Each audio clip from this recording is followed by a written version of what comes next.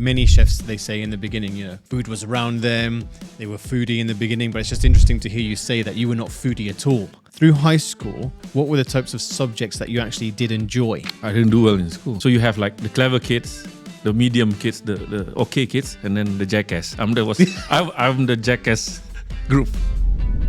In my early days, I was like a trainee, so we had to arrange profiteroles. Like towers, basically, right? Yeah. So I had a friend, his name is Hussein. He always has his apron not tight.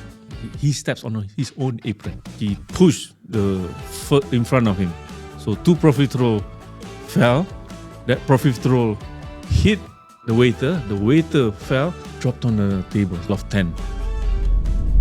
What advice would you give to a 16-year-old Akmal Anuar? Oh, 16 years old.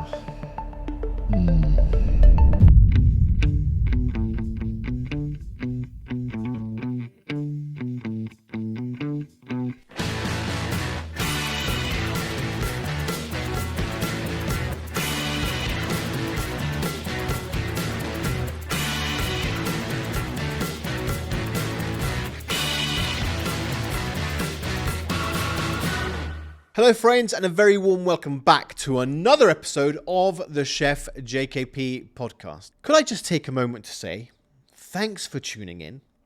It genuinely means a lot to me. We work super hard on this show to give you the best possible content and to take you away from the craziness of what's going on around the world. But before we start, if you want to support the show, which I know you do, then please click that all-important subscribe button on YouTube, or click follow wherever you get your podcasts, as it helps us to grow the show and keep providing the content that you love. I don't ask for much, but that is the only thing I shall ever ask of you. And thank you. Anyways, Season 11 continues to bring a spotlight on some of the brightest talents in our industry. And today, we've got a true visionary of the modern dining world. Today's guest is a man who has redefined what it means to be a chef and a restaurateur. On the podcast this week, I'm joined by the one and only Chef Akmal Anuar. His concepts are daring, his flavors are unforgettable, and his vision has inspired countless chefs and diners alike. I'm not sure if you know, but Akmal's story is one of determination, creativity, and fearless innovation. And I promise you, this conversation will really leave you inspired. Akmal is open, honest, and he talks in a way that perhaps some of you may have never heard him like this before. It was truly incredible to sit down and have a chat with him. So listen out for a story about his parents being at the Michelin ceremony. Time to rock and roll. Hi guys, this is Akmal, chef and founder of White Rice. If you like the podcast, make sure to follow, share and subscribe. Akmal, a very warm welcome to the show. Now, as is customary, can you please tell me your first or favorite childhood food memory? When I grew up, things were very simple, very humble. So it's always rice. I remember my parents were very busy and they couldn't be there with us, as siblings.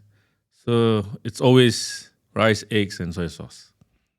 So that's always soulful, delicious, and that's what I grew up eating. So how many siblings do you have? I have 4. I'm the eldest of 4. You're the eldest? Yeah, I'm the eldest okay, of the 4. most responsible, they say. Yes and no. So then, if your parents were away, were you the one that was having to cook for your siblings? It was a very unusual growing up times. My parents were hawkers, right? It was in 1992, and prior to that, they were also doing something like that, but it wasn't doing that well. So I grew up very close with them in the business. My 2 sisters after me, and then I had one younger brother. They were all in religious schools. So my dad pick them up, drop them off, and kind of like that. I was the one, going to school or not, going to work or not, kind of like that. I didn't drift, but my relationship with my parents was just work or home. Mm-hmm. So I didn't like to cook. How I grew up 10 years old watching Premier League, wrestling, all that. Mm-hmm. Def Leppard and Iron Maiden. You don't want to cook. Who cooked at those days? Like Marco Pierre White or all that came later, or someone older than me, older than us. So I wanted to be a rock star. I wanted to be a soccer player. So I hated going to the shop. I hated touching chicken and potatoes. So you knew how I felt. Like I wanted to be 18 and get out and see the world. So how old were you when you sort of, started working? Like professional? No, not professionally. I'm talking about like, with your parents. It wasn't work. It was tough love. Tough love. Yeah, of course. Yeah. Yeah. So my dad was like, I think going 40 maybe. My mom too. They were first time doing business. It was tough. I saw that. I grew up watching them, hustle like crazy, morning till night. They love money for sure. I wasn't like focused into doing academic. Like my dad wasn't like really like, oh, go to school, be a doctor, be a lawyer. No, come and be in the business. Sort of. He didn't say it, but it had that. I feel like that. So I meet so many people, in the business. Like where we are at that point, it's called Take Y. It's like ghetto, it's like gangster place almost. Like you see two old men, stab each other just for fruit of durian. Kind of crazy. Growing up, like you feed the grave diggers. Yeah. So I kind of like saw things very differently growing up. But I didn't know that could bring me to what I am today, right? And I'm honoring their like legacy and all this. Those were very different times. Yeah. But I just wanted to say, it's quite interesting because many chefs, they say in the beginning, food was around them. They were foodie in the beginning, but it's just interesting to hear you say that you were not foodie at all. So I want to understand, if you just to take me back through your high school years or college years, let's say, through high school, if you were not working or with your parents, what were the types of subjects that you actually did enjoy? I didn't do well in school. I was maybe 14, 15. Barely you get into the next level, right? Mm-hmm. So we in Singapore we call primary school is up to primary 6, right? And then you have secondary 1, 2, 3, 4. So I was in the third. What do you call that? So you have like the clever kids, the medium kids, the okay kids, and then the jackass. I'm the jackass group. So this group, you end up in only Sec 4. Right. And then you have N level, and then bye-bye. You go to a school called ITE, Technical Education. So you don't go to junior college, you don't go to polytechnic before you go to university, no? No, we go to technical education. So this school is for people like us, like you can't study, you cannot sit down and do math or whatsoever. So I was like that. So going to school was drawing on the table. I was very good at wood and acrylic building. I could build a birdhouse. I could do a baseball bat. I could do this, all that. So you were practical with your Yeah, hands. hands was very good. I could play football well. I could play the guitar. I could play the drums. But give me a 5-page history, that's disaster. So I couldn't wait to leave school. That was 15, 16. Just barely enough to get out of school. So when you left school, Yeah. did you go That was the last to school. college, or that was it? No, so I went to the technical school. Mm-hmm.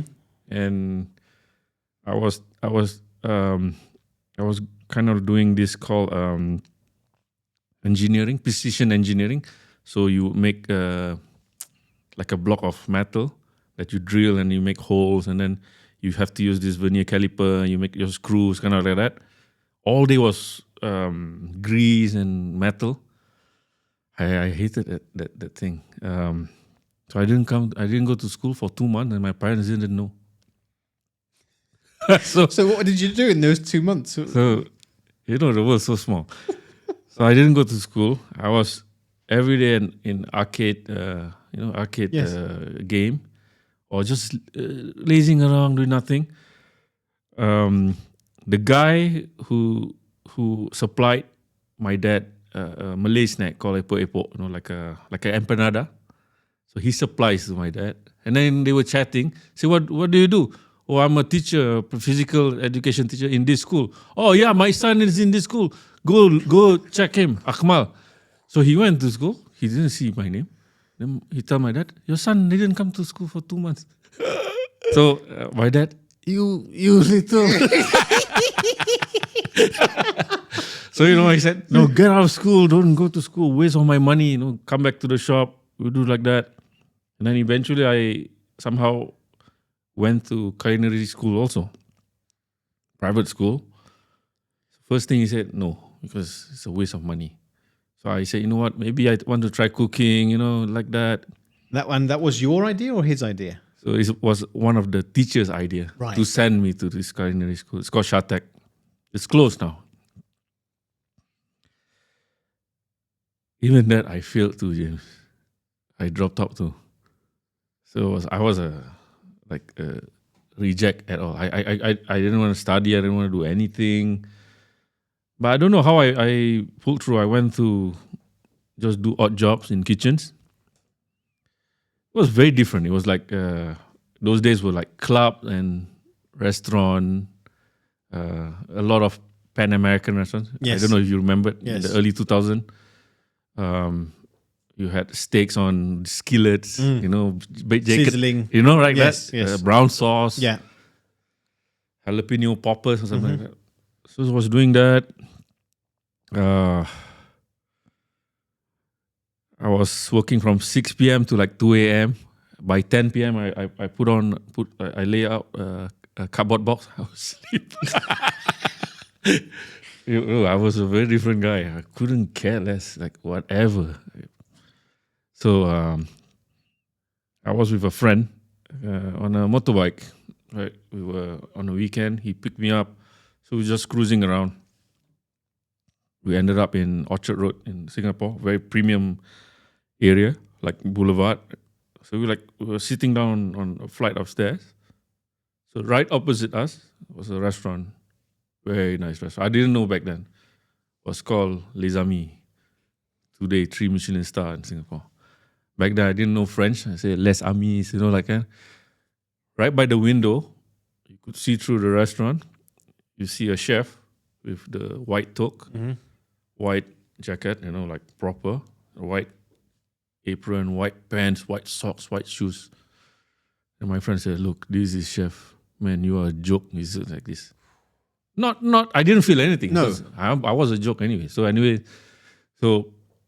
when I looked at that guy, I've never seen this kind of chef. Like, what is this? What it intrigues me. Like, what is he cooking?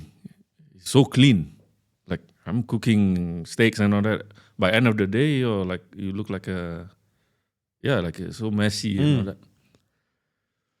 So sometimes things happen for a reason. You those days you look for a job, newspaper, classified. You look for a job, and then one very small box, it said Les Amis, and it said looking for cooks, commis, waiter, runner, like this. I picked up the house phone. I called. Nobody picked up, and I called. I think around 11:30, 12. I didn't know it was lunch service for them, so nobody picked up. I think it was like a back phone or something. So I said, you know what? I know the place. So I took a bus. That's when I went to the restaurant. I opened up, and then there was a maitre d'. He looked at me. What do you want? I said, I saw an advertisement. You're looking for some worker, a position open. I said, oh, yeah. So he brought me to a place. Just sitting there for 2 hours. No water, no what am I waiting for? Nothing. Because they weren't doing service. Right. They didn't care who you are. Just sitting at the lounge waiting. I was so afraid to go to the bathroom and like this, So I was 17, 18, so young. And it was your first time in that environment? First interview, first time I went for an interview. I didn't know what an interview was. No CV, nothing. So came up the same guy, the one in the white, came up 2:00, something. He said, so nobody is saying like that, no? I remember his aura was so strong. He looked at me, said, come here. So I sat down with him like that. Say, give me your papers. I said, I don't have papers, sir. Then he looked at me. Young man, you think this is a joke? He said, you think this place is a joke? I said, I don't understand. He said, you put advertisement on the newspaper, you're looking for a cook. I want to apply for cook. Then where are you working at? I said, I'm working at this place called China Jam. And he gave me a smirk, he said, this is not disco, he said to me. This is not club. This is where commandos are built, he said. Wow. Yeah, he said like that. This is where commandos are built. This is where commandos are born. I say, what the hell, this guy cuckoo? What is he talking about? No, in my heart, I want to leave also, no? Say, I don't know why he said, come, follow me. So he brought me all the way through the restaurant. You could see all the guys, right, in the jacket and everything.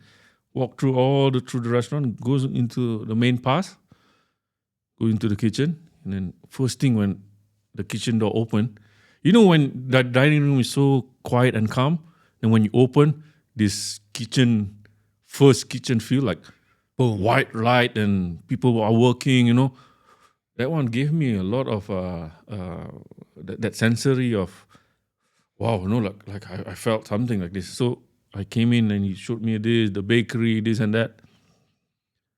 Immediately I felt man, I want to work here. So it was the energy of the kitchen. Yeah, it's amazing. This was in 2000, 2000. I went inside. I smelled bread, I smelled espresso coffee. I never smelled coffee like that before. So went out again, sat down. He gave me a form. Fill up this form. So you write your name, right? You write where you live, no phone number, kind of like that. And then at the corner, top right corner, expected salary. So expected salary 1,200 because I was getting 1,200. So I put $1,200. So I give back to him. He looked at the paper. He's like, he said, you want to be a cook? So what you can cook? Whatever you tell me to cook, I'll cook. I said to him like that. Say, young man, you don't understand at all. He canceled out that 1,200. He put $750. I'm like, what, 750? This is almost half of what I'm getting. He pushed back the paper. You start on Tuesday. It was a Monday. So on Tuesday, I said, chef, that's tomorrow. Yeah, you come or you don't come. You don't get the job. Like shit. So you have to tell your current job, right? So I went back. So I said to my sous chef, that guy is an asshole. So huge. His name is Richard. If he hears this, whatever, and then he's like he's a bully, right, the biggest bully. So I went to his office. So I said to him, Richard, I got a new job. Say where? Les Amis. No, he's like, you kidding me? Sure? Yeah, Les Amis. As what? As a cook. And I said, oh wow, it's amazing. How much he pay you? Pay me 2,000. I got ego too, no? Right. So he paid me 2,000. That bullshit. Then say, when you're going? I said, I'm leaving tonight. They're taking me tomorrow or never. From being an asshole, he he hugged me. He gave me a pat on my back. He said, "You know what? Now this is all the way now." He said to me, "You know how hard to get to work in this place? Go for it." So I'm like ready, like shaking hands with all the ex-colleagues. Oh, good luck, like that. So I went. First day they told me 8 a.m. to come to work. 8 a.m. I came. The door wasn't even open. The door of the kitchen wasn't even open. I waited at 8 a.m. First chef came at 9 a.m. It was on purpose. Huh? So 9 a.m. the door opened, came in, and then nobody said nothing to me. No hello. Nobody, oh, my name is this. Oh, what's your name? Nobody showed me where the uniform was. It was like in our saying, it's like pulau. It's like island. They keep you like in an island. Nobody tell you to do anything. Man, it was depressing. You're there 12 hours. That's your first day. Yeah, doing nothing. Nobody talk to you. Nobody, like you're invincible.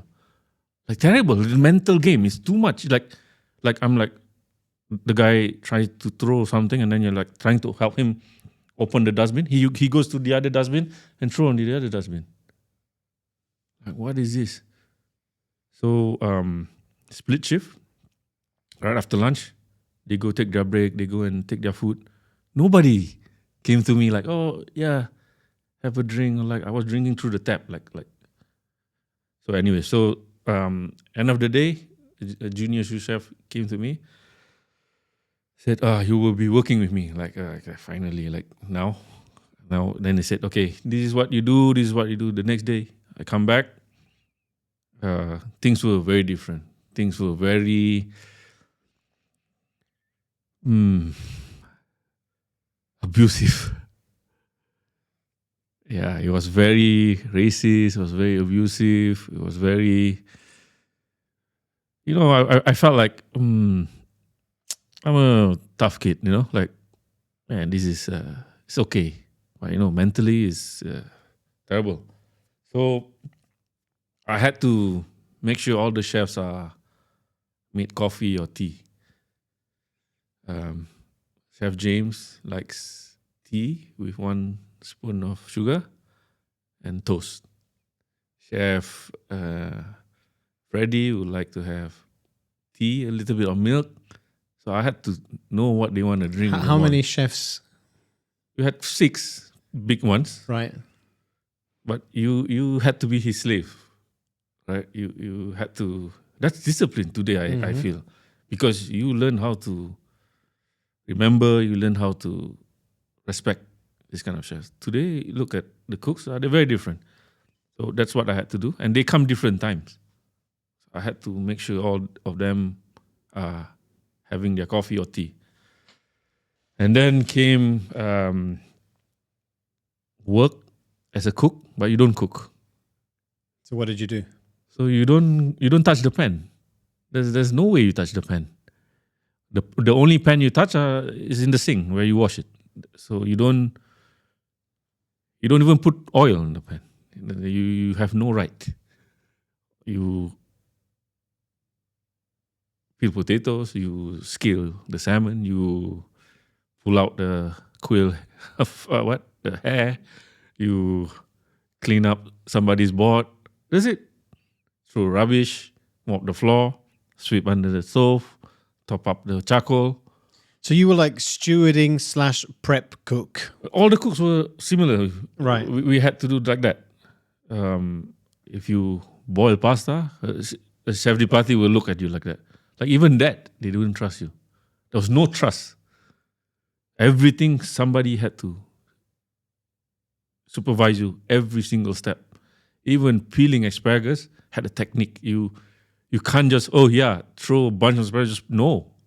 Everything had a stroke, had a style, had a weight, had a size, had a ruler, everything, So disciplined. You had to gain trust. You had to make stock first, get the stock right. And then from that stock, make another stock. And then from that stock, make another sauce. From that sauce to another sauce. And then all that. Every Friday, we had a container coming from France. And those days, you didn't have like one supplier sending you meat, one sending you fish. That whole container was everything for the whole week. So you had rabbit, you had Pyrenees lamb, you had caviar, you had blue cod, you had everything. That was amazing. I didn't have camera phones, but if you open that container and you see all these ingredients in there, amazing. Those days, Perigo truffles like this, bro. I remember holding this. It was a different time, you know. What happens in the kitchen, people don't know, right? It was crazy. Those guys who work in the kitchen were rejects, like almost like what I am, you know, like not good in studies. Yeah, similar. The way we talk, almost gangster, almost like no respect, you know. But that's how we talk. There's no hi and like that, no. There's you understand. Good It was morning. kitchen language, basically. Yeah, right? you don't only the big guy, the top gun walks in, then you're like, good morning, chef. The rest, no. You shoulder, Yeah. and then they understand, you know, or wake up. So that went on for 2 years, you know. I eventually became something. I had this framework in my head that I wanted to cook professionally. You know, I would come back very late at home. My dad would be up and he was like, "What job are you working? Which kitchen are you working? Like, what time? Morning to night? What kitchen? No, we have business. We work from 6, 2 o'clock, you're at home. You can watch TV, you can do this. You want to go out, work for someone, kick you around from morning to night." It was like, you know, my dad don't understand. My mom don't understand. I'm in a different universe. You know, world people don't get it. You know, it's very brutal. My hands were, you know, I had to wash salad every day, ice cold water. At night, your hand burns. It burns. So you don't have lotion. You know, you're a tough guy. Go to sleep. You know. So again, morning again up. I lost my weight. You lost so much weight. You don't eat well. You see all those nice, I don't know, truffles and all those stuff. You don't even take a spoon. You just dip it, and you know what I mean. Because you're so scared. You don't know how to. You don't know how to ask. You know, you cannot ask your chef, "Can I taste this?" Man, he'll smack you. Spoons were put into like deep fryers, you know, and if you do something wrong, they will burn you. But it was all fun, I think. But it made you into a commando. Yeah, I just had lunch with him 2 days ago, my chef. Wow. Yeah, so he worked for Michel Roux, Le Gavroche. I think Bernard Loiseau, the guy who shot himself. Yeah. He went to Nice. He went to many good establishments, 3 stars. So he brought that training back to Singapore, and we saw that chef, and he was celebrated. He was ahead of time, and I'm so fortunate to be part of his team. And today he sells chili crab sauce. Oh my god! But he's still a dear chef to me. You know, we still have lunch time to time. He's so proud of me. You know, I'm so happy that I'm so grateful to him too. You know, like whatever he's taught, I still apply today. I'm still old school. I still believe in discipline. I still believe in no music at work. I still believe in there's process. Things take time. Food has to taste good. You know, it's not about look. So yeah. So then after that time, you know, I understand that you did a stint at the Solomon Islands.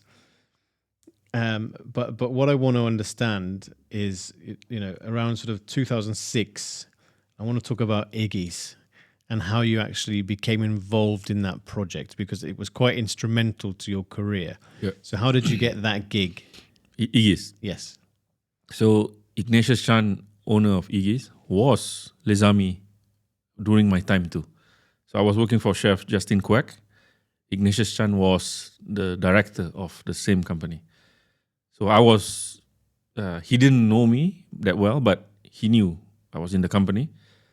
So I went to. So after Les Amis, I became a fireman for 2 years.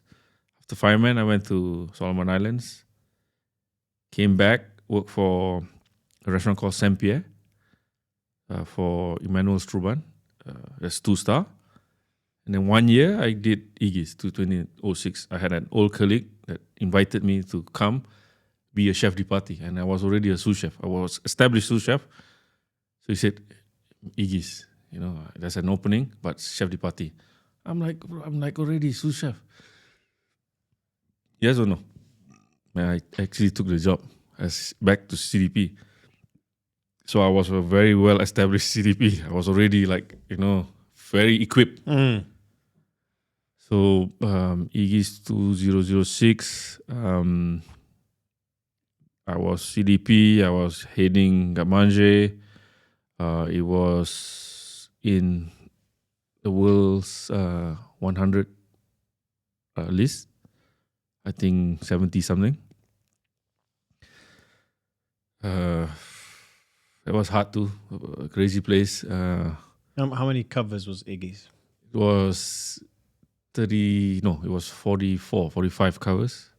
Full every day, lunch, dinner. Set menu, a la carte too. Yeah, that was busy. We had no chef for a while, and I became acting head chef as a junior sous chef from 08 to 09. No, 08 to 10. Yeah. So almost 2 years heading the kitchen without a head chef. So how difficult was that very period difficult, of time James. for you? My boss didn't trust me back then yet. I was young. I was aggressive. Very my life was just cooking. Cookbooks, cooking shows like that. I got married to 2007, 2008. My wife's gonna kill me. I can't remember. I think 2008. 2008. Yeah. Used all my savings, and then we went to Paris, Amsterdam, and Spain. Just 2-star, 3-star restaurant. All on that. So I went to Pierre Garnier back then, 3-star. What do you call this? Joël Robuchon, Saint-Germain, 3-star. Piame was back then was something else. El Bulli. So you were obsessed, really. Yeah, I was. I was going at it. No, so I came back. I did dishes, from my France. I like French cooking back then, so I was like presenting my boss all these dishes, and then he said, "How did you know all this? He was well traveled. He traveled 6 months a year. How did you know this? How do you do this?" So I went for my honeymoon. I went to Paris. I went to this. He said, "Shit, why didn't you tell me?" I said, how and why would I tell you? Just a trip. And then I would book you restaurants there and ask you to go to all my friends. He said like that. So from there, he knew I invested money and time to do all that. And plus, I was ahead with most of those guys there. So I saw things, I tasted things. I could somehow replicate certain things. So I went up the ranks. And then 2010, we moved to another hotel, to another venue. And my boss said to me, "Here's a paper. Build me your dream kitchen," he said to me. I said, "What?" I said, "Yeah, build your dream kitchen." I said, I'm like drawing the parts, what this and that, where's the pastry kitchen and all that. So I actually got that kitchen. Amazing feeling. And that we went to 50, world 50. So the highest we went was 26. And we beat Narisawa for the first time, 2012. That was crazy. That was before Gagan. That was before Manny. So we cooked with Botura back then, still had hair. Ugaritz, Andoni, then Hunter, went a lot, and Sophie Pig. So I saw things, early those days. And then 2012 was the peak. A lot of headhunting companies contacted me. Moscow, London, a lot. So I went to each country to do an interview. Nothing really grabbed you. Yeah, I didn't feel anything. The last one was Dubai. The last one? Yeah, the last one was Dubai. So they actually came to Singapore to see me, to check me out. So it was 2:30, 3 o'clock in the afternoon. Lunch was over. 4 guys walked in, 4 dudes walked in. 2 were in flip-flops and Bermudas. We were fine dining. And 2 were like just casual. Said, we want to have lunch. I said, my manager said, it's closed, finished, lunch is finished. No, just let us sit at the bar, just talk to the chef. So I said to this guy, you guys want to eat? They said, yeah, feed us anything. Then you know what? Yeah, okay, no problem. So I was cooking, and then, I wasn't like, no lunch, no. I don't know who they were, so they looked like chefs in a way.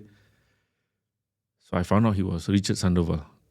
So the Richard Sandoval. Yeah, the Richard Sandoval. So this 2012. So he had, I think, 40 restaurants already back then. So when I checked his website, I'm like, what? How, right? 40. They say, we were from Dubai. He's from New York. The other guy is from I don't know what, like this. So let's go to St. Regis. Let's talk. And we went to talk. And then the talk didn't justify. He said, let's go for dinner. And then I'm like, where should we go dinner? So I called Dave Bernans. I said, Dave, you have a spot? Yeah, mate, come. So he came. I brought them to Bernans, and then we ate. And then Dave asked me, who are these guys? He has 40 restaurants. But those days, Dave was like, Dave was like this. 40 restaurants? Like we never hear 40 restaurants. If you have 4 restaurants, you're like God. 40 restaurants, what the hell? So he said, I told him he's gonna bring me to Dubai. I said, Dubai? Like, okay. So we chat. Said, we want you to come to Dubai. I'm not Dubai. Not interested. Why? What? Camel? What? No, like that. I don't know. I didn't understand. Yeah, because you didn't know. I mean, those days there was not a lot of media, like social media like this, like today. Yes. I didn't check out what Dubai was. I wanted to go to New York. I wanted to go to London. That kind of like that. What's Dubai? What restaurant in Dubai? I don't know any restaurant in Dubai. We'll fly you in. They said, fly me in? Like, yeah, bring your wife too. Bring my wife too? Okay. So the flight got booked, came in, BMW, nice. Nice, cool tower. Like, I take the bus, Drive down Sheikh Zayed Road. It was a nice drive. This was in November, end of November. Weather was okay. We arrived in Royal Meridian. Came in, people took my bag. I'm like, what is this? My wife said, wow. Went to the room, opened up the, the balcony door. Like right in front of us, skydiving, blue sky. Atlantis was so clear. I'm like, blown away. Totally blown away. And then phone call. Hi, Chef Akmal, how are you? I hope you settle in well, la la la. We would like to invite you for lunch with hotel people, I don't know what. So I was like, okay, maybe normal lunch. I was in t-shirts and just pants. The whole hotel, like GM to like director of rooms were waiting for me. Like oh my God. Yeah, like really. Oh my God. I'm like, oh, wow. I didn't expect this. Like they were asking me like this, Then they showed me the site, the project. My wife said, we're moving. Yeah, we're moving. I like this place. So she made the decision. Nice. So we moved. We had one daughter at that time. So I literally packed my bag and moved. But that must have been amazing for you. I mean, to see the hospitality that was offered from the chef, and then being in Dubai, completely different land. You know what Dubai sells? Dubai sells feel good. You come to Dubai at that time, what they were selling you was to feel good. The moment you enter Terminal 3, you felt good. Emirates Airlines, you felt good. I sat in the BMW, feels good. You know, the roads were big, everything, and then everything feels good all the way. Dubai, you're nothing short of service. Everything is available. We came from Singapore. People give you middle finger sometimes. You know, like in Dubai, it's all about the hospitality, the going the distance. You know, like I was working in a hotel property. Man, it's amazing. Like they give you a house. The linen was nice, like the hotel room linen. I mean, bro, like why would I say no? The offer in London was good, but I had to live maybe 30 minutes away by subway or whatever to get back to my house. And it was raining and grey. Raining, cool. I don't know. Dubai is like top, paying for my kids' school fees. They put me in a nice villa. Very, very blessed. And what was the restaurant that you ended up opening in the end here? It's called Zengo. So Zengo, which is still Zengo. there, I believe. Still there, yeah, Zengo. We were doing like 1,000 covers when we opened. Ridiculous. I couldn't cope. How big was the restaurant? 350 seats like that. 350 seats. Yeah. So how many did you have in the kitchen? A lot. We were like almost, I don't know, 80 staff total. I mean, with service, everything. But because it was a hotel, they always had support, right? So sometimes I didn't know what I was serving. Like almost like, like to the point, it was, there was already Buddha Bar. It was so busy like crazy back then. They had Toro, had Maya, and then they had us. But the opening was delayed like 9 months when I came. It opened 9 months later. The food was too advanced for its time. Back then, people wanted miso cod still, chicken salad, crab salad, sushi. You know those days? Mm-hmm. I hated doing all that. Right? I didn't know how to make sushi. I came from French, no sushi background. I don't know what's miso cod. I never followed Nobu. I never followed his cooking style whatsoever. So I struggled. Like, what people wanted here, burger, slider, salt was just opening up.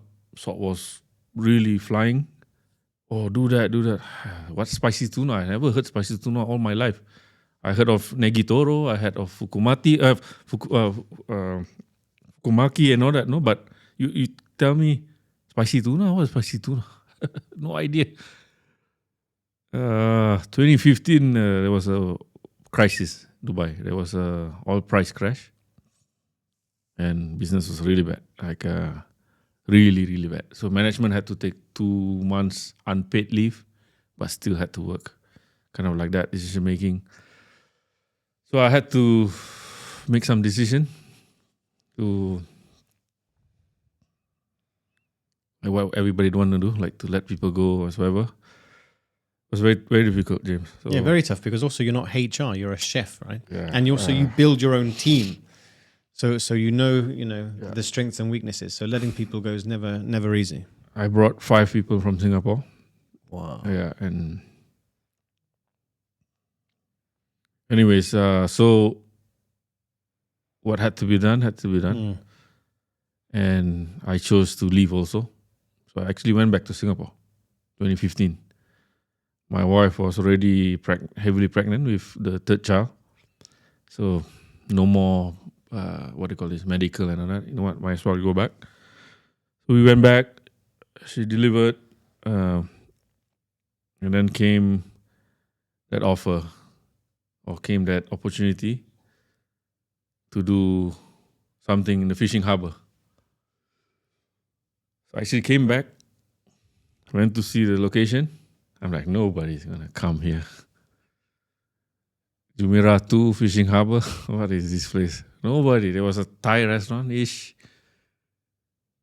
empty, empty, empty. And then there was a place where Savannah Rowe owned Yes. called Omnia. Yes. So she was there, empty. This place was so empty. So I had a discussion with my two ex-partners. Do you want to be in this business? Do you want to be in this project? But they approached you to join. No, right? they approached my sous chef Right. of Zengo. So my sous chef was supposed to be with them. And then I think they asked him if they can see me. So I went to see them. So when they proposed this, I said, what else do I have? So I went back to Singapore. I looked for a few other jobs. I'm like, no, I'm not done with Dubai. I feel like it didn't feel complete, And this came about. But when I looked at the location, I'm like, man, who would come here? Maybe zombies or whatever. Those days, nobody was going that area. So what's the deal? You have to put X amount of money. Say, man, I don't have that money. I just lost my job. So my wife said, we have a house in Singapore. Let's sell the house. So I eventually went back home, sell the house. Got a good amount of money. So this is where everybody who's listening to this podcast need to understand. So you're working for a company that pays everything for you. You didn't even have to pay dewa. Now, starting your own business, you have zero. Nobody's doing your visa also. So you have to do everything yourself. Everything comes at a price. Everything has a price tag. Every single step you move is money, money, money, money. I came back, I thought I had a lot. In 2 months, everything just finished. Rental, Emicool, Dewa. I didn't know what I was paying, So I was at oh man, again. Plus the pressure of the family. Yeah, with the 3 kids. 3 kids. So 3 people gave me visa. Only me. Executive chef, whatever. My wife and my 3 kids had no visa. For 2 consecutive years, I was driving up and down Oman to Do the border run. Yeah, 2 years. Yeah. 2 straight years. Tough. My kids were at home from Monday. So those days was Friday, Saturday, weekend. Yeah, and then right? Sunday was a Monday. So yeah, so Sunday we were closed. So Monday I'm back at work. From Monday to Saturday, I'm at work with my wife. They were literally just at home. We didn't even have enough money to put them into school. So my wife brought her mom, my mother-in-law. So basically, she was looking after 2 babies and a 6-year-old. Yeah. Day in, day out. Like prison. But when for you, when was the sort of pivotal change? So if that was sort of 2016, when did 3 Phils sort of begin to sort of get traction and start to get busy? So a lot of people think we opened and then it was busy. No. So we opened November 2016. Bro, there was nobody. Zero. Every day I was like waiting and waiting and waiting. And the hours, the opening hours were 12 to 12, or did you open more sort of later in the afternoon to start with? I think for a good week or 2 we were just doing dinner. Right. I didn't know how to use Instagram back then. Yeah, it was like 2 weeks of only dinner. And then we opened 12 to 12, I think, maybe. Yeah, something like that, 12 to 12. Every day was like waiting. Like some days we do 200 dirhams only. Weekends we would feel like it was busy, and then we look at the sales like 2,000 only. Yeah, very very slow. I got a bit depressed. So like oh, I was there. You tell yourself, man, I was like, I had the best kitchen. I had Electrolux everywhere. I had Halton. Like I was wearing Braga. You relate to those good times. Now you're doing your own restaurant, partnership, whatever. Where's everybody? Didn't they know that I could cook or I can cook nice stuff? But then I was told people like sushi. I'm like, what the hell? Like now, okay, how? I don't have any tool or I don't know how to make. So I read books, from Jiro, from this, from whatever, learning how tuna works, calling some friends from Japan like this, what, how. Started experimenting. I had a supplier who gave me free stuff to practice. Okay, practice. So I had some guinea pigs to do some tasting, and then they're like, "Hey, this is not bad, huh?" I'm like, "Sure." Like, okay, come again. Okay, I'll try different fish. I'll read some books. I watch YouTube. Like, and then I found a style. So if you see today's Trifield's presentation of sushi, it's not usual. It's not common. So that's the style I created. Like stacked up. Sushi is always Straight, right, neat, clean. Exactly. Yeah. And sauce is like a drop, whatever. Mine is like you would plate on a French plate or something like that. I think after second Ramadan, we really got people coming in. Like the first Ramadan, was slow. It came, it didn't come, and then time out. Best restaurant. Okay, some people knew, some people don't. But after that, like the second year, I think after 1.5 year, the number was just like wow, aggressively going up. People were fighting outside for a seat. Like I know Akmal, and I know I'm his friend, and then my wife was like, he's my husband. I know you're not his friend. Like that old trick. Yeah. We're from the CID. Like that thing. Anything to get a table. And then came that chef's table. This was 2018.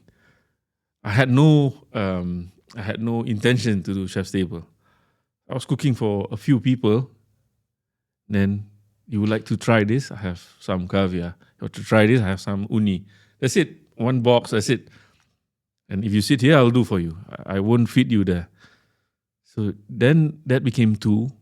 Then suddenly somebody from Switzerland called. We heard you have chef table. And from what and who? People talk. And then you know who called? Morimoto. I was driving to Rasa Kema to do my family's visa. Phone call, my wife said, shit. They said, what? She said, relax. I say, what? Morimoto's going to sit on your chef's table tonight. What? I'm like, no. I couldn't drive. I'm like, like Morimoto. Like, he was opening, but he didn't open. Like Morimoto for me, chef, what do you call this? Iron Chef. Like, if you watch Iron Chef those years, man, you know what's Morimoto. So drove, did come back, man. I took a shower. I'm like, okay, Morimoto. Came back down, like, okay, clean up the place. Like I have to be ready, right? Big shot. Like this is somebody you really looked up for. Like I'm like cleaning up. Nervous. Man, he came. Like when he came, like, you know what? Just act normal. Just serve him. He sat right in front of me like that. 1, 2, 3, 4. All his chefs. He didn't even look me in the eye. He was all the way down like that. He spoke Japanese to the guy. The guy spoke to me.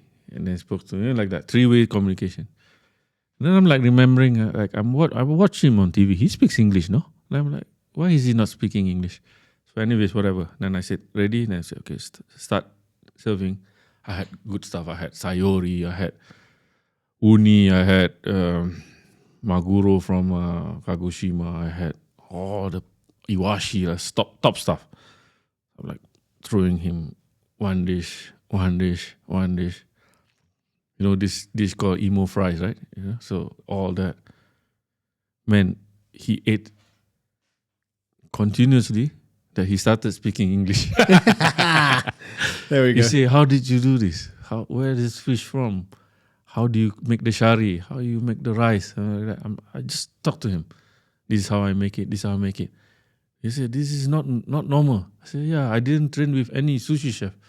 This is all I make myself. I just use my head. And it was like, how did you cook? How long did you cook the rice? Then the thing is, he gave me that respect because I wasn't trying to be anybody.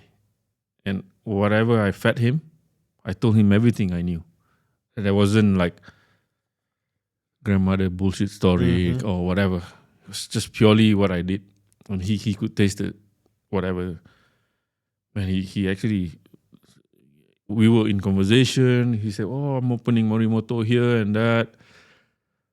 That was amazing. Like, wow, I make sushi for somebody like that. Like, you know. And then the restaurant just took off. Like, we had Sheikh Hamdan came. We had Federer came. So many that I don't know who. A lot of chefs came.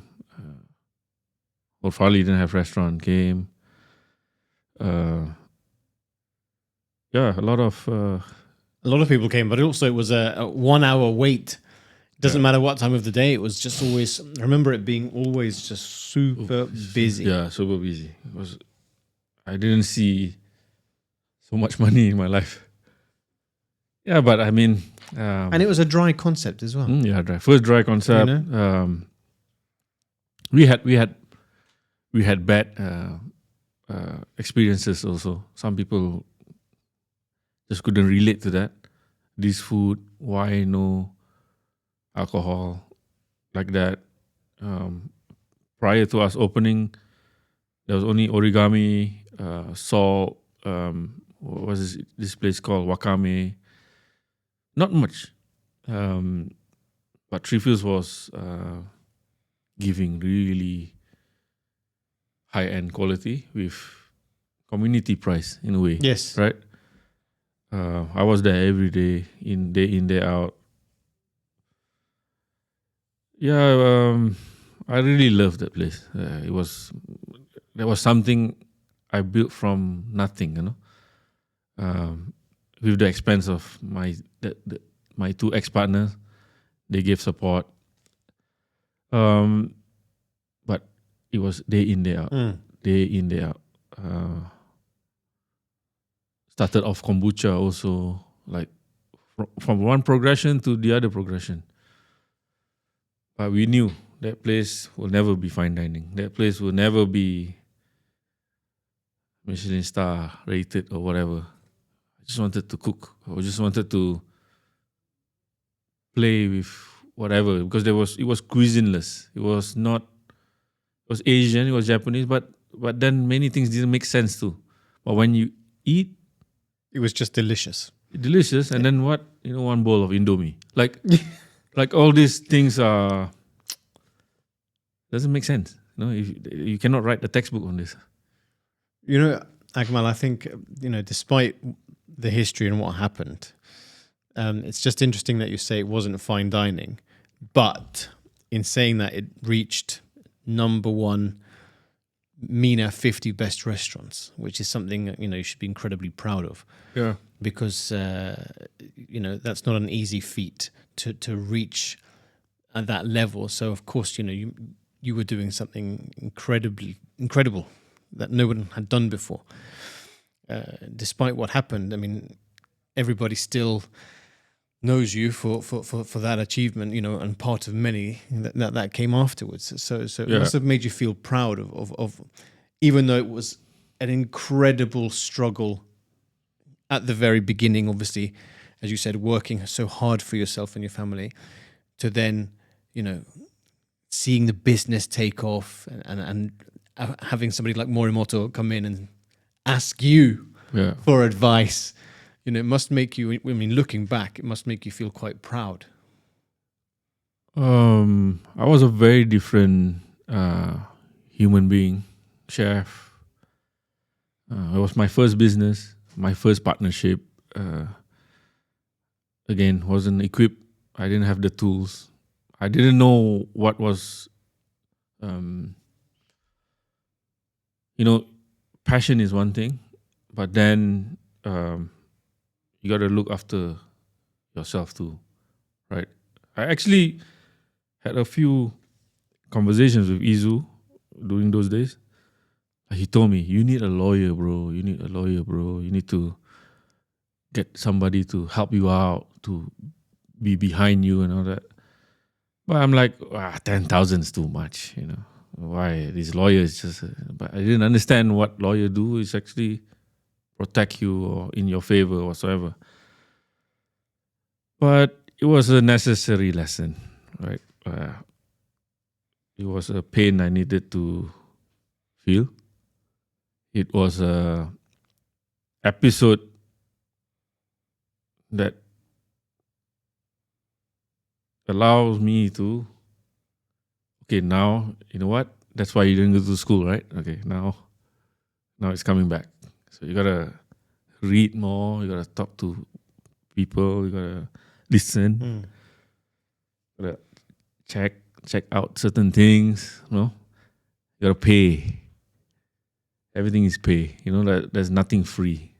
Free, that's why this is what happens if it's free. Pay and keep that paper at home. If it's free, you don't have this. So I'm learning these lessons through that. But then, after the departure and things had sort of settled down, then became White Rice and your company, your and your wife's company. To then, doing a little bit of consultancy here and there, feeling the ground, so on and so forth. And then Goldfish is born. And again, so this, you took those lessons, those hard lessons, put it into something really incredible. But then you get a bib gourmand, which is a really big deal. How was it for you to then, go completely sort of with another set of owners or a different group to have your own business and really put a lot of your energy into it? I tell you very honestly, after Three Fields, I gave up on being a chef, to be honest. I gave up being, what, I'm not going to push like that anymore. So it hurt a lot, I don't know how to explain. The thing linger in the chest because you lost something you thought you had in control. You thought it was yours forever. You go through this thing, and then suddenly it's no more. And then COVID, and then what? So 6 months, I just idle, like it was very dark for me. Me and my wife, we were very. There was a lot of depression. There was a lot of fights. We didn't come from money, right? That was all we had. My daughter will be like, "Oh, why are we not going back to the restaurant? Why we don't go back to Three Fields? We want to eat the beef carpaccio." I'm like, oh. Then when White Rice was developed, I said to myself, just open restaurants for people, take their money and then go. That was my intention, Like I didn't want to own a restaurant or be in partnership with anyone else. I couldn't go back to Singapore because Singapore blocked its borders. So for 1.5 years, we couldn't go back. And then Galleria Mall had an opening. It was Atisuto. It was owned by a Japanese guy and a Saudi guy. So I think they were in deep waters too. So the offer was to take over this restaurant. So I went into the place. I saw, I'm like, everything's good, everything is great, but there were a few people who wanted that spot, and I had spoken to a few people too. But I had a very good friend, ex-colleague from Grosvenor House. His name is Lorenzo. He's now, I think, president of Sunset Hospitality. So I called him. I said, "Hey, let's do this together, man. What's happening with you guys? Let's take this spot." So they came. He saw the place. Okay, you know what? Very minimal investment, and we flip this. I said, in 2 months we open, and then we start running. And Dubai was pretty much like, you can open now. So we took in October, we signed the deal, we made an agreement, blah, blah, blah. What should we call? Back and forth, back and forth. I don't know how Go Fish came about. Go Fish. 2nd January open. Oh my God. It was crazy. It was even crazier than the seafoods when we opened. So that gave me back my Fire. Not fire. Fire is something else. Fire is when you come to work, you do the hours. You know this mojo, you know, that juice. You came back in. You know what? It's okay. That thing has passed. Start a new book. So that started, and then yeah, it's been good so far. No, but also the other one I was sort of wanting to ask is, obviously you did White Rice, then 53 New York in Manhattan happened, then the same partnership was through sort of 11 Woodfire. Yeah. I also wanted to ask you, because all my life, same as you, since I was 13, I think I've followed Michelin and 50 Best and all of these things, and I always wondered what it would be like to be on stage to receive the star. Yeah. And I was there at the ceremony when they announced your name, and I could see the emotion in your face and what it meant to you, and I remember everyone standing up and everyone was screaming, and it was just like, it was incredible. For you, do you remember that moment? Somebody told me from Dubai Tourism, Akmal, you're the first one to actually get the star in Dubai, because you were 11 Woodfire, you were numeric. So you're the very first person to actually wear that star jacket. You're the first one. In history, you're the first one. Plus, you're the first one to receive the star with no alcohol. Yeah, it was... it flashes back, So many great memory, when I took that award, it felt this is what I worked for, and this is today, like getting the star. Whatever it is, star or no star, it came with a price. It's nice, all that, but also came with a curse. Yes, of course. Well, there were, some super hard lessons along the way. But you're a chef too, right? Every chef, they wanna be on that stage. They would say, no, we don't care for all this. What bullshit. If you had worked in any professional restaurant, if you're born in the 80s, whatever it is, 90s, you've seen all those great chefs, right? From London, from France, whatever. You want to don that uniform. You want to don that jacket, you know. You feel like Superman. Yeah, in our world, yes. In any other world, I don't care. But when you wear that, it's a sense of verification and honor because you are in the league. And that league is special league. And it's the history behind that jacket, Yeah. you know, there's so much history. But then, you know, you along came then, you know, Otoro, of course, Funkulio, and Harumanis. I mean, that must have been something amazing to, you know, originally coming from Singapore to then bringing that beautiful style of home cooking to Dubai, and now you have both. How does that feel for you to have them, you know, not just to have the one in Dubai, but also to have one in your hometown? Yeah. I'm tired just for listening from you. I understand the travel as well, yeah. 10 years ago, I would cook for ego, right? 5 years ago, for money. Today is for purpose. Nothing beats the purpose because it gives you a sense of accomplishment. Like money will come, whatever will come. But what are you doing this for? It's for the long game, you know? When Harumanis was born in Singapore, it was 33 years ago, 1992.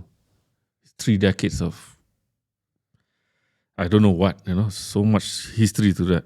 And when it became a restaurant, I said, wow, I would never imagine that place where my parents dragged me into, which I hated, and now it's a restaurant. And the president came, Singapore president came, like crazy. God.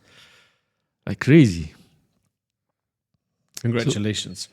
So, and then bringing it here, and then we opened it in like, 4 months, 5 months? And then that Michelin email came. I said to my dad, you know, at the shop, I said to him, you and mom need to come. You must come. They said, how am I supposed to come? I'm like, this is yours, not mine. Yeah, I opened it, but you are the founder. You are the cause of this. This is yours. He said, when? I said, Tuesday, I think Tuesday, Wednesday, Thursday. And then Friday, you guys fly back. You know what he said? He said, Tuesday, Wednesday, Thursday, if I close the shop, nobody eats. He's worried about the people, community. They have no food to eat. Because it's a place where it fits community. It's not like fancy restaurant, no? If they close, nobody eat. Can you? What an amazing thing. Yeah, to say. that mentality is different. Not like us. Oh, close the restaurant, go for the what? No, he's the other way around. So eventually, my mom said, "Yeah, let's go," because they don't understand. To be honest, they don't understand what is this. So I brought them to the award, sat down with him, like with my mom. Like my mom said, "Oh, look, wow, special!" No, they were taking pictures. So they said only one person can go up, right? And then I saw one by one, it was like 3 people, 4 people. You know what? I take my mom and dad. No, walking up that stage with my mom and dad, James, priceless. How many chefs get to do that? You know, like you're taking an award with not your bosses, your parents in the same business. So for me, I'm complete now. Like whatever I've done, I'm so fortunate. I'm so lucky that I get to do this with my mom and dad. It's in the history books. I'm done. 100% is in the history books. It's in the history books. My children, my grandchildren, after them, they will see we've done it for Malay cuisine and for Singapore. But it's an incredibly proud moment. And again, the entire community was super behind you because it was such a special moment to see all of you on the stage. I didn't, You know? if you notice, I didn't touch the plug. I said, my mom. Yeah. She's the chef. She hold the plug. I didn't touch the plug. I was with my dad. That's it. Yeah. It's not for me. So them. I went up there because my dad cannot walk so much, right? So it was more like they should be there. They should be bend them. 100%. But I think, as I said, I just remember thinking, wow, what a special thing to do and to achieve, and also to show them, this is the heritage, and this is what we're celebrating, not just in Dubai but Singapore. Yeah. And it's Most chefs would be proud to be standing with their chef. I'm standing with my mom and dad. The guys the two person that actually built that brand, fed the community, fed me, fed my siblings, my family over 3 decades. Now, as a son, I'm fortunate enough to be able to open the restaurant with and for the family, and be able to execute it in Dubai also, and getting the Bib Goman in the list. What else, James? I'm like, enough. Whether we, I don't know what the future holds, but the recipes are from my mom, from her mom. They were both Malaysians. They moved to Singapore, get citizenship. My mom's from Perak, northern Malaysia. My dad is from South Malaysia, Batu Pahat. My late grandmother passed away when they were very, very young. So they were half Yemeni. So our family is Al Yahya. So we have Arab blood a little bit. So she passed. My late grandfather drove the train from Singapore to Malaysia. So they grew up 7 siblings with no parents, very poor. My father too, my late grandfather was in the army, fought in the World War, very poor. Came to Singapore, look for a job, got a job, saved some money, borrowed some money, opened Harum Manis, and today we are Michelin. It's an inspirational story, Yeah, really. It's really incredible and phenomenal that you're able to share that with the world. Many chefs can say, "Oh, this recipe is from my mom or my dad or from my dad," but they will never get to be on stage with their mom and dad. I get to do that, so. Thing that I also wanted to ask you, Akmal, whilst you're here, and as you know, we have many different types of professionals that sort of watch or listen to the show. And you previously mentioned some of the lessons, but for you, what would you say, becoming from chef to businessman, what are the sort of biggest lessons you learned along the way? Very tough question. Us as a chef, what we see, it's always fun, right? We want to do fun stuff. What we get from our knowledge of preparation of the food, or our experiences, or who taught us this and that, it's all about that fantasy about, the freshest fish, farm to table, whatever, this equipment, that equipment. But in reality, you need bodies coming in. Like, if there's no human body sitting on your chair, even you have the fanciest kitchen or the vast experience, it all goes down the toilet, no? So chefs need to understand is what people want. You need to know your voice. People need to open a restaurant with your open heart. I know some people will say, "Oh, this is how we do it." Yeah, this is how you do it, and you're full, okay. If you have 2 tables, then hello. Yeah, time to wake up. Also, business will break you. You will not want to wake up. I have many days that I don't want to wake up. I don't want to see anybody. I don't want to switch on the phone because it breaks you. like when it's time to pay salary, when rent is up, when dewa is up. Like today you're paying 6,000-7,000, and then the next month you're paying 20K. I'm like, how your guys didn't switch off this? You know, right, James? How they are. And you bought a new Thermomix and the blade is broken because that idiot blended frozen stuff. Whatever. I'm like, how this? You're trying to do this. You're trying to do that, and you need to pay visa. And you need to pay their gratuity. You need to pay their flight home. You need to do this. You need that. He's sick. He's medical. And then everybody thinks from the outside, you're like, oh, he's the chef. Man, behind you, you want to take a rope and hang yourself in the kitchen door. So be careful what you ask for. No, but it's true. I don't think necessarily people understand the changeover, as you said, between being a chef who is employed and being a chef who owns or runs a business. It's a very different game to play. Yes. That's why it's just important sort of to get people to understand. So if you ask me if I own a few restaurants, right? If you ask me which one is your dream restaurant, none is my dream restaurant. Why? None of it. Why? Because what I do today is based on what people want and need, not what I want. If what I want is maybe like what Himanshu has, Right. that's what he wants, and he has people backing him up for that. Good for him. Like 3-star, so proud of him. That's what he wants. Me, my case, I cannot have what I want. It's just how the universe works for me. I am a chef that serve the community. That's it.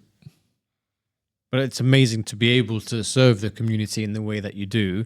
But I understand at the same time there's the internal fight of the dream kitchen or the dream business that you want. Because again, from the money perspective, unless you've got a very serious backer, it's very challenging. Yeah, but I don't discredit anyone, okay? Of course. I'm talking out of myself. Yes. If you have a backer, it's like you have 2 hands on your neck but never squeeze. You understand what I mean? Mm-hmm. That's having a backer. It's like wearing turtleneck all day. Yes. Yeah. But also that's the pressure though, isn't it? That's the pressure. Everything has pressure. Like there's nothing good about anything and there's nothing bad about everything also. You choose your path. This is my path. I wanted one restaurant and then now I wanted multiple restaurants. Man, I don't sleep now. I just came back this morning. I just came back from a 3-week trip to Singapore. 4 days in a row, my main guy for the restaurant didn't come to work. I had to do a dinner for 22 people from the heritage part of Singapore. And we only 2 chefs and 2 service running the whole restaurant again. I'm still slogging. I'm still pumping, still wearing apron, getting burned. I'm no superstar sitting, with the white jacket. No, I've still got to work. I asked for this. So deal with it. Yeah, wake up tomorrow, deal with it again. And do you have, future plans for these restaurants? Do you want to make them bigger, or do you're happy where you are? You want to just make sure that the base that you have is as stable as it can possibly be, and just to make sure that things run as they should? What I intentionally want this to be is to have the people, to have good team. Team is everything. Team is one thing, and also people they want to be there. They put in heart and soul into this. We don't get this a lot these days, If they want to cook, whether it's a team of 2 or a team of 20, doesn't matter. Sometimes 2 is better than 20 because the 2 cooks with their heart, and 20 you know what I mean. So, team, the team has to have some kind of relationship. They need to be there. The mind needs to be there. The heart needs to be there. Then you can relate to them. They can relate to the business. And it's easier for communication whatsoever. I've seen and I've worked in a kitchen where it's full of people. Half of them. So this is first. Second, people talk about 5-year plan, 10-year plan. I don't even have a 2-hour plan. Today is so hectic. I need somebody to manage my calendar, WhatsApp me. Chef, you have this, you have that. I want to get this sorted first. Like things need to be like, I open things too near, like in 3 years, I think a few. So everything needs to be like, okay, arrange slowly. Should we push this? Should we slow down this? Whatever. In terms of opening, no more. I think for right now, just keep everything in check. Slow down a little bit. Eat some ashwagandha or magnesium to get good sleep. Health, exactly. Health. I'm getting into health a bit. Exercise, eat good. Yep. Yeah, be good to the kids. Be good to the wife. Most importantly, Huh? the real boss. Let's say. Yeah, enjoy my time with my parents too. My family. 100%. Yep. And then the last question before we get into the quick fire. You've been in the industry for some time, and you've also been in the region for some time now. You've seen what's happened over the last 3-4 years with the serious awards coming into the region. Yeah. And even more serious restaurants. But then people like yourself, homegrown talents, are being spread throughout the world, which is incredible. But in your opinion, how do you see the sort of predictions for the dining scene in the future, specifically within the Middle East? I think you need to repeat the question again. For me, I just want to sort of understand from your point of view, how do you see, because the future of dining in the Middle East. Middle East. Yes, because you said something earlier which I felt the same. Before, you would go and cook in London or Paris or Japan. But now, certainly for me, I see that everybody's coming here. Do you see it in the same way?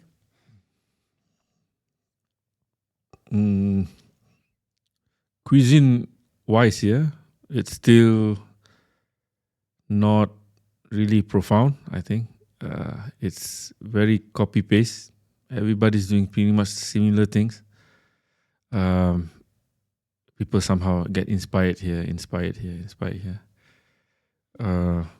I think this is because there's no farms that you can work with, pretty much, or you don't get a certain kind of cuisine that you can achieve flavors that you get back home because of ingredients again. It is definitely a stage, yeah, a very big stage with lights, with music, with everything fully equipped. And Dubai is that. I think UAE is that too. I cannot speak for Saudi or Kuwait. I've been there. They have stuff too. But around this region, it's very hard to define what is special. I don't know how to put this correctly. I don't want to sound wrong. What makes Dubai? It's because of the whole thing, the ambition, the hospitality, the program, the people, the marketing. That's Dubai. But what cuisine would you come to Dubai for? No, I don't know. How do you define Dubai cuisine? Yes, you have Japanese, you have Indian, you have Atlantis, you have all that, right? What's Dubai? what's really Dubai is something you still don't have answer, I think. For the region, I think still need time, because I go out a lot, and when I ask people, right? Oh, chef, we saw you in Kuwait. Yeah. What you're there for? People don't know what's in Kuwait. Like they don't understand, So we saw you in Riyadh. What's in Riyadh? People still, what do you go there for? Say there's restaurants, there's this, there's that. Even with all these awards, it's not really a magnet yet. Dubai, yes, because first you come to Dubai. Dubai is a brand first. People don't go to Dubai for a restaurant. People actually come to Dubai because it's Dubai. Like if I speak to my friends, hey, you live in Dubai, or you work in Dubai. It's only Dubai. But what is Dubai? They say, oh, nice hotel, water park, party, this. But what's in Dubai? They don't know. If you speak to, I don't know, if you speak to people in London, you speak to them, they have no clue. But if you speak to someone who is a gastronom or whatever, New York, oh, per se, 11 Madison Park, they speak about all these places because it's embedded. Dubai don't have this embedded yet. So now we have, for example, like Himanshu, right, Trasin. In time to come, he will be embedded.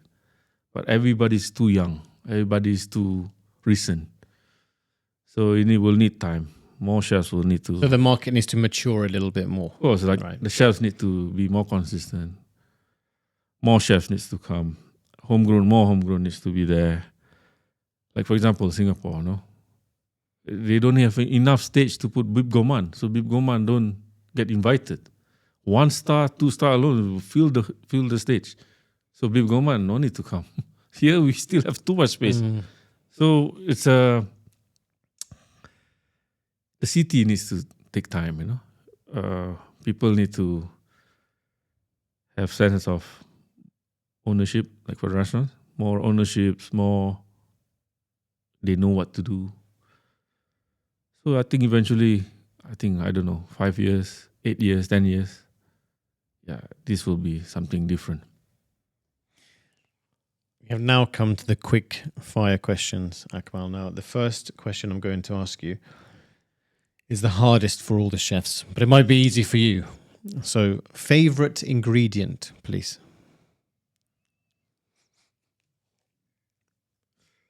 I put Maldon salt on everything. Sea salt. Sea salt. Yeah. Okay, done. By the way, I do the same thing on my toast. Yeah. So, yeah. I like it. Just, pizza or fried chicken? Fried chicken. Noodles or fried rice? Fried rice.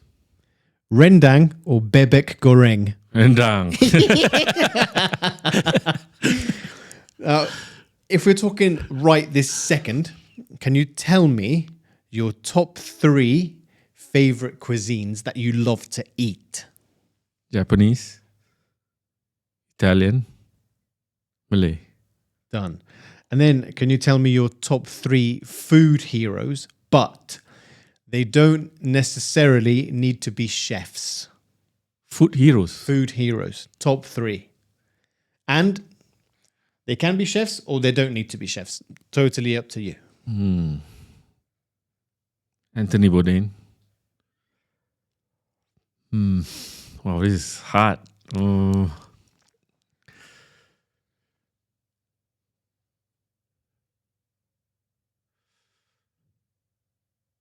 Wow, this is really hard.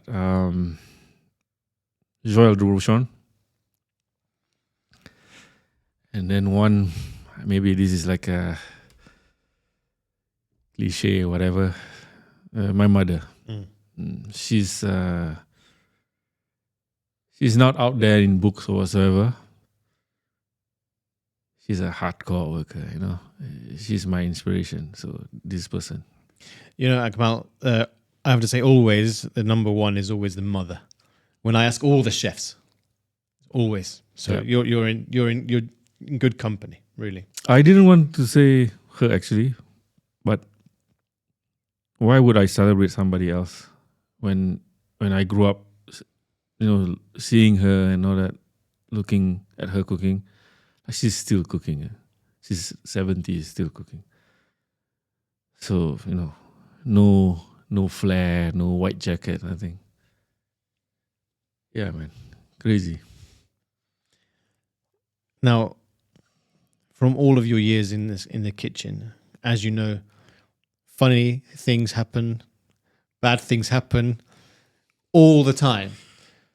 Now, can you tell me your funniest ever either kitchen incident or restaurant incident that you have seen or been involved in? So, in my early days, we were in a hotel. So I was like a trainee, kind of like that. So we were a group of guys. So we had to arrange profiteroles, like the one with the sugar.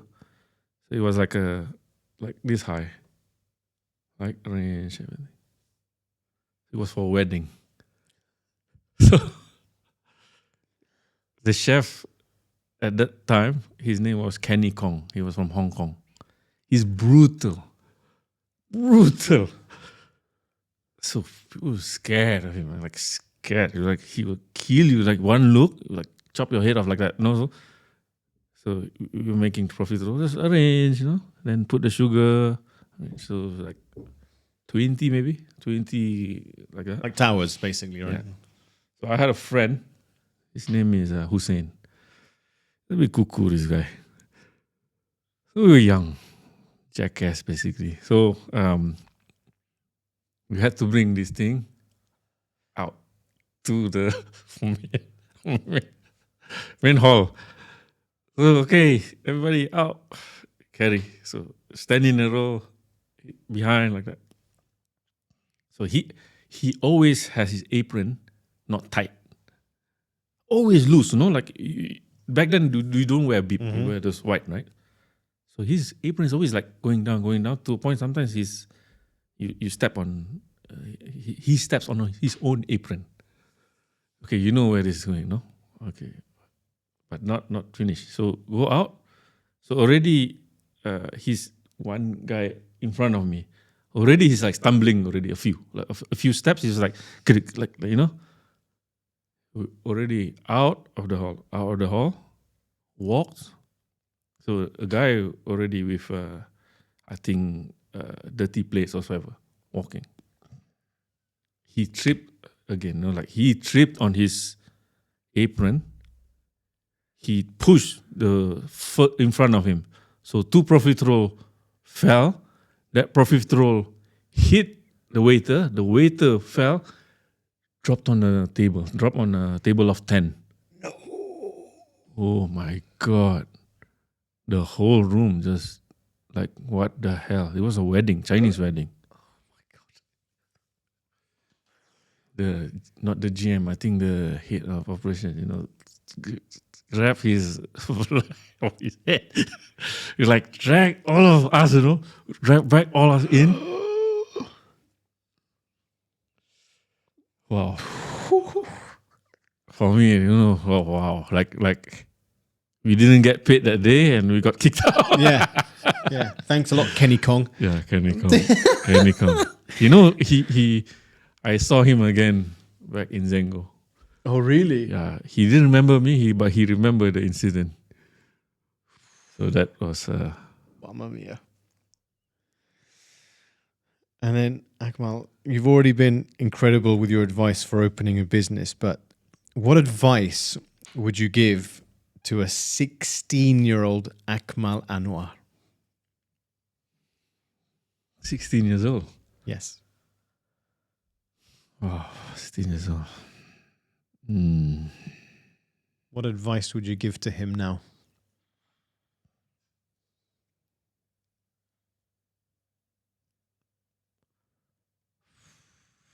Oh, 16 years old. I mean,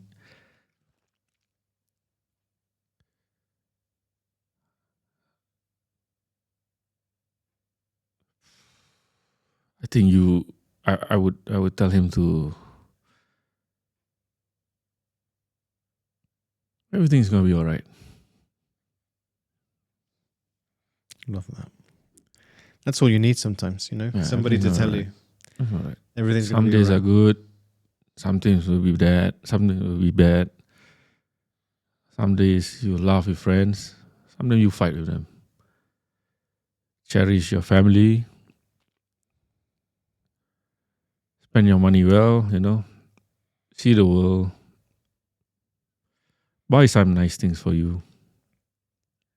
Enjoy the life. So I think everything's going to be all right.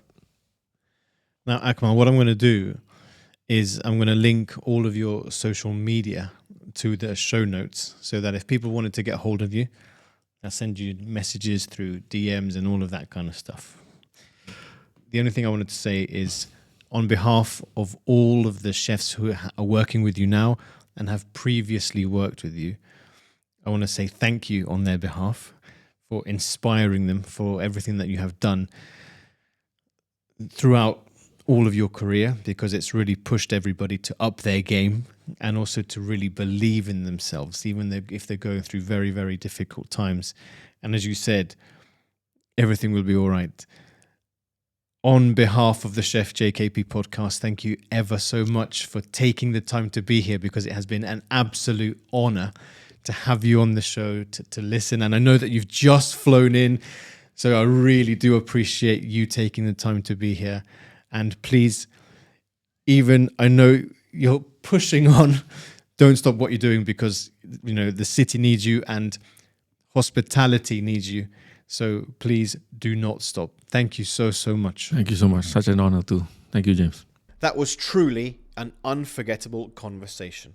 Akmal, thank you for sharing your journey, your bold ideas, and your passion with us.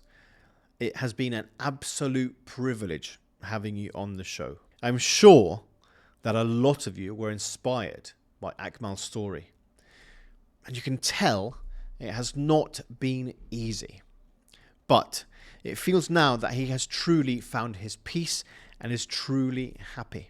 If you want to see more of what Chef Akmal is doing, then head over to the show notes where you will find all of the details. Well, gang, that's another interview wrapped. To everyone listening, if this episode made you stop and think, well, that's exactly what great conversations do. If you enjoyed it, don't forget to follow, share, and subscribe to the show. And of course, do please share away to your goldfish, your cat, your mum and dad, your class, wherever you're listening in the world. Share, share, share, because we want to keep giving you amazing content and to reach all the corners of this beautiful earth.